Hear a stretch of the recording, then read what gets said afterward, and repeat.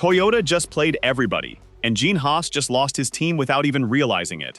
Not in 5 years, not in 10, but by 2028, Haas will be completely erased from Formula One as we know it. Absorbed from the inside, signed away on papers that most fans never even heard about. The worst part? Gene put his own signature on the deal. So let me ask you something. How does a man who built an F1 team from nothing, who fought through prison and bankruptcy, just quietly hand over his life's work? That is what we are uncovering today. And trust me, you are not ready for what Toyota had planned all along. Hit that subscribe button right now, because stories like this do not stay quiet for long. Let me take you back to the exact moment this whole house of cards started to collapse.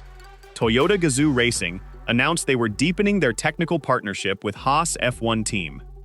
Sounded harmless, right? Just another sponsorship deal, another logo on the side pod, another press release, full of corporate buzzwords about synergy and collaboration. But here is what they did not tell you. This was never about a partnership. This was about absorption. Toyota executing a hostile takeover so quietly, so brilliantly, that by the time anyone realized what was happening, it would already be too late. It is like watching a python slowly swallow a rabbit, except the rabbit signed the consent forms himself. Think about the old Haas. Remember when they first rolled into Formula One back in 2016? That was a team built on American grit, on a man's refusal to accept that he could not compete at the highest level. Gene Haas walked into this sport like a gunslinger walking into a saloon, and he did not care who he had to take on. Ferrari power units, a bare-bones operation, and a whole lot of attitude. They were the underdogs, the scrappy Americans crashing the European party. Now look at them. The American identity is slowly being stripped away, replaced by Japanese precision, by Toyota's corporate machinery, by an endgame that was written long before Gene even picked up the phone. It is like watching your favorite dive bar get turned into a sushi restaurant with a Michelin star. Sure, the food is better, but where is the soul? And the most stunning part?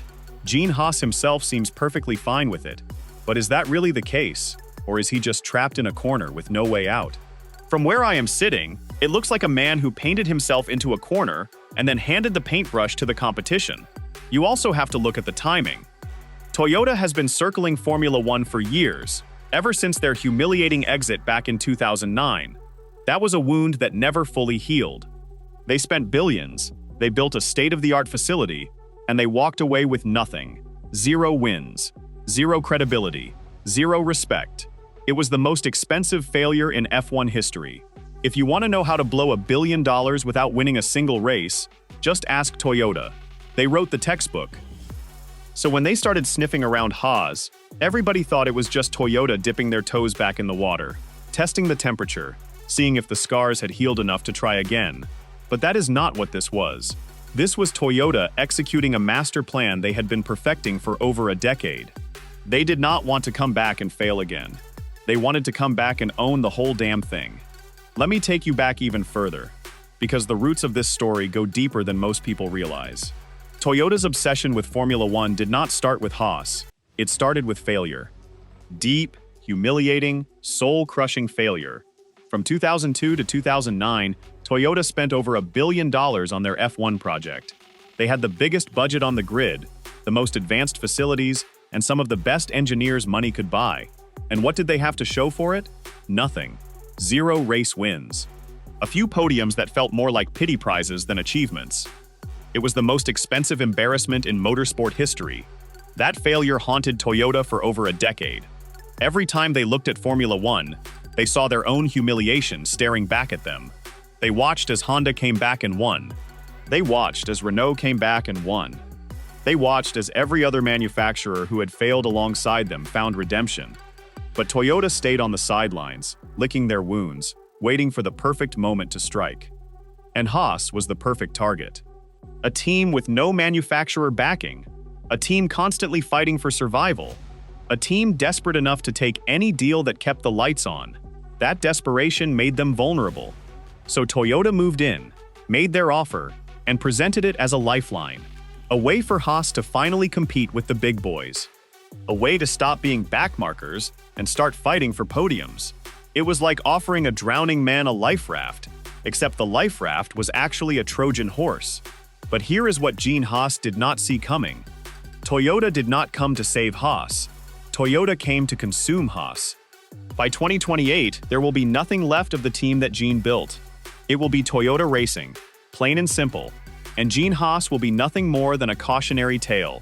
So let me break down exactly how Toyota pulled this off, because honestly, you have to respect the brilliance of it, even if it makes your blood boil. This was not some reckless decision. This was a chess move Toyota had been planning for years. It is like watching a grandmaster play checkers against a toddler, except the toddler is a multi-millionaire who owns a Formula One team. First, they established the technical partnership. That was phase one. They came in as the friendly helper, the big brother offering guidance and support. They started supplying wind tunnel time, simulation data, engineering expertise. They embedded their own people inside the Haas facility, quietly integrating their systems and their culture. It was like moving into someone's house and slowly rearranging their furniture until they start asking you where the cutlery drawer went. Every time they offered more help, Gene Haas saw it as a gift. He did not realize he was slowly losing control of his own operation. The guy was so grateful for the help that he completely missed the fine print. And let me tell you, Toyota is not known for their generosity. They are known for their precision, their efficiency, and their ruthless ability to achieve their goals. Phase 2 was the investment. Toyota started pouring serious money into Haas, money that the American team desperately needed. They upgraded the facilities, they brought in new equipment, they expanded the workforce. On the surface, it looked like Haas was finally getting the resources they had always dreamed of. But every dollar came with strings attached. Every investment gave Toyota more influence, more control, more leverage. It is like borrowing money from a loan shark, except the loan shark drives a Supra and wears a suit. Eventually, Gene Haas reached a point where he could not say no anymore, because saying no meant watching his team collapse. The trap had closed, the jaws had tightened, and there was no escape. Phase 3 was the most brilliant part. They did not ask for ownership outright. They did not demand control. Instead, they structured the deal so that Toyota's stake would grow incrementally over time, tied to performance targets and financial milestones. By the time 2028 rolls around, Toyota will hold the majority share, and Gene Haas will be reduced to nothing more than a silent partner with no real authority. It is death by 1,000 paper cuts, except each paper cut costs $50 million. Now let me put some numbers to this. Toyota's initial investment was rumored to be around $50 million, but that number has grown exponentially as the partnership has deepened. We are talking about hundreds of millions flowing into a team that was barely surviving on sponsorship scraps. And that money comes with demands. That money comes with a simple, brutal ultimatum. Either you play by our rules, or we walk, and your team dies. What makes this so brilliant is how Toyota learned from their past mistakes. In their first F1 stint, they tried to dominate through brute force. They threw money at the problem and expected results. But this time, they were patient. This time, they took the slow approach. They embedded themselves inside Haas, learning their systems, understanding their weaknesses. They became indispensable. They made themselves so important to Haas's survival that Gene could not imagine the team existing without them. And that was exactly the point. Because once you become indispensable, you become irreplaceable. And once you become irreplaceable, you become the one in control. Toyota understood this perfectly. They did not need to demand ownership. They just needed to make themselves essential. And once they achieved that, ownership followed naturally. It was the most elegant takeover in F1 history, and nobody saw it coming. Gene Haas did not have a choice. He knew exactly what he was signing. He knew Toyota was slowly tightening the noose around his neck. But what was he supposed to do? Say no and watch his team crumble? Say no and go back to being a backmarker, fighting for scraps, struggling to make the budget cap? He was trapped. It is like watching someone get blackmailed, except the blackmailer is legally allowed to do it. Toyota learned from their mistakes. They learned that you cannot just throw money at Formula One and expect to win. You have to be patient. You have to be calculated. You have to find a weakness and exploit it.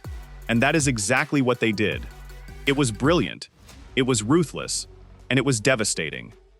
Now let us talk about Gene Haas himself, because this is where the story gets truly personal. This is where we move from corporate strategy to human tragedy. Gene Haas is not some faceless billionaire who bought his way into Formula One for fun. He built his empire from the ground up.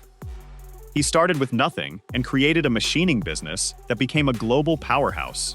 He poured his heart, his soul, and his fortune into this team because he genuinely believed he could compete with the best in the world. He was a fighter, a survivor, a man who refused to accept defeat. The guy has more grit than a gravel trap at Monaco. And then came 2014. Gene Haas was convicted of conspiracy to commit fraud, sentenced to federal prison, and his entire world came crashing down. While he was sitting in a cell, he was also trying to build a Formula One team. The timing could not have been worse, but he did not give up. He kept pushing, kept fighting, kept believing he could make it work. And somehow, against all odds, he did. It is like watching Rocky Balboa, except Rocky went to prison and then built a race team. Haas F1 team made their debut in 2016, and it was a fairy tale story. An American team, an American owner, fighting against the European establishment. They scored points in their very first race, and for a brief moment, it felt like anything was possible. The American dream was alive and well, painted in red, white, and blue. But Formula One is cruel, and it does not care about fairy tales. It is like a fairy tale where the prince gets eaten by the dragon in the first chapter. The struggles started almost immediately. Financial pressures, performance issues, political battles, every step forward felt like 2 steps back. Gene was battling the budget, battling the other teams, battling the sheer impossibility of competing against giants like Mercedes and Red Bull with a fraction of their resources. It was like bringing a knife to a gunfight, except the gunfight is happening at 200 miles per hour. Then there was the Gunther Steiner situation. The dismissal of Gunther was a turning point, a moment when Haas lost their identity, their voice, the personality that made them beloved by fans. That was the moment when Haas stopped being Haas and started being something corporate, something soulless. And now, with Toyota tightening their grip, Gene is watching his entire life's work slip through his fingers. But here is what makes this truly heartbreaking. Gene Haas is not fighting back. The man who built an empire from nothing, who survived federal prison, who refused to give up on his Formula One dream. He is just quietly surrendering. Sources close to the team have revealed that Gene feels exhausted. He has been fighting for so long, pouring so much money and energy into this team, that he has nothing left to give. He saw Toyota's offer as a way out, a way to finally stop fighting. But in doing so, he has signed away his legacy. He has traded his dream for a check. It is like watching a marathon runner collapse just before the finish line and hand their medal to the person behind them. The human impact extends far beyond Gene. Engineers who have been with the team since day one, mechanics who have poured their blood, sweat, and tears into these cars, crew members with mortgages and children to feed. When Toyota takes over, how many of these people are going to lose their jobs? How many families are going to be thrown into uncertainty? It is easy to talk about billion-dollar deals, but at the end of the day, this is about people, and those people are about to get run over by the Toyota steamroller. Now we get to the big question, the one that should terrify every fan of independent racing. If Toyota can do this to Haas, who is next? This is no longer just about one team. This is about the soul of Formula One itself. The sport is being consumed by manufacturers, by corporate giants who see F1 as nothing more than a marketing exercise. They do not care about the history, the tradition, the passion. They care about ROI, brand exposure, and shareholder value. It is like watching your favorite punk band sell out and start making jingles for insurance commercials. When you look at the landscape of modern F1, it is becoming increasingly clear that the independent teams are an endangered species. They are like dinosaurs, majestic and beloved, but ultimately doomed to extinction. Think about Aston Martin. That started as something pure, something independent. Force India, Racing Point, a team built on rebellion and grit. Now look at them. Owned by a consortium, backed by a car manufacturer, slowly being transformed into a corporate machine. Sound familiar? It should. It is exactly the same story playing out at Haas. It is like watching a horror movie, where the same thing happens to every character, and you just sit there yelling at the screen. Then you have Audi coming in, buying up Sauber, another historic name about to be erased. And Ford partnering with Red Bull, another manufacturer dipping their toes into the water. Everywhere you look, The independent spirit of Formula One is being crushed under the weight of corporate money. The sport built on garage startups and backyard innovations is becoming a corporate playground where only the richest survive. It is like watching a beautiful garden get paved over for a parking lot. But here is the really troubling part. The FIA and Formula One management seem perfectly fine with this. They are actively encouraging it. They want manufacturers, because manufacturers bring money, and money brings stability. They do not care about the soul of the sport, because the soul does not show up on the balance sheet. They are like landlords who would rather rent to a Starbucks than a local coffee shop, because Starbucks pays more. And yet, there is still hope. There is still defiance. There are still fans who refuse to accept this as inevitable. When the sport tried to limit privateer teams, the rebellion that erupted from the fans and the drivers was real. People care about this. People are not going to sit back and let the sport be destroyed without a fight. There is still a spark of rebellion, and as long as that spark exists, there is hope. But the real question is this: are we going to let this happen again? Are we going to let Toyota erase Haas without a word? Are we going to let the manufacturers slowly consume every independent team until there is nothing left but corporate machines? The answer is not simple. You either have the money to compete, or you get left behind. In a sport as expensive as Formula One, money will always win. That is the cruel truth. But that does not mean we have to like it. That does not mean we have to accept it quietly. Formula One without independent teams is like a car without an engine. It might look pretty, but it is not going anywhere. So here we are. The brilliant Endgame Toyota just revealed, and the heartbreaking reality that Gene Haas will not own his team by 2028. This is not speculation. This is the future of Formula One, and it is happening right in front of our eyes. But I want to hear from you. Do you think Gene Haas was naive, or was this inevitable?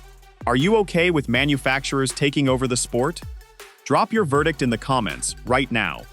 And make sure you are subscribed, because when the 2028 timeline starts moving faster, you will want to be here. Hit that like button, share this with every F1 fan you know, and I will see you in the next one. Because the race is not just on the track anymore, it is for the soul of the sport itself.